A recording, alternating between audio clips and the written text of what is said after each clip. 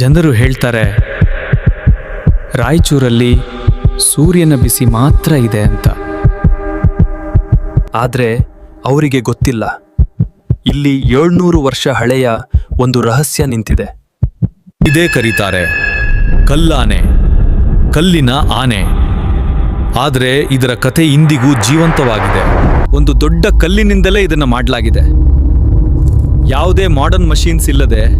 ಆದ್ರೆ ಮುಖ್ಯ ಪ್ರಶ್ನೆ ಏನ್ ಗೊತ್ತಾ, ಆದ ಕಾಲದಲ್ಲಿ ಇಷ್ಟು ಪರ್ಫೆಕ್ಟ್ ಆಗಿ ಹೇಗ್ ಮಾಡಿದ್ರು? ಇದು ವಿಜಯನಗರ ಕಾಲದ ಗುರುತು, ವಿಜಯದ ಸಂಕೇತ. ಇಲ್ಲಿ ಯುದ್ಧಗಳು ನಡೆಯುತ್ತಿದ್ದಾಗ ರಾಯಚೂರು ಇತಿಹಾಸ ಬರೆಯುತ್ತಿತ್ತು. ರಾತ್ರಿ ಸಮಯದಲ್ಲಿ ಇಲ್ಲಿ ಬರುವವರು ಹೇಳ್ತಾರೆ, ಈ ಜಾಗದ ವೈಬ್ ಏನೋ ಬೇರೆ ತರ ಇದೆ.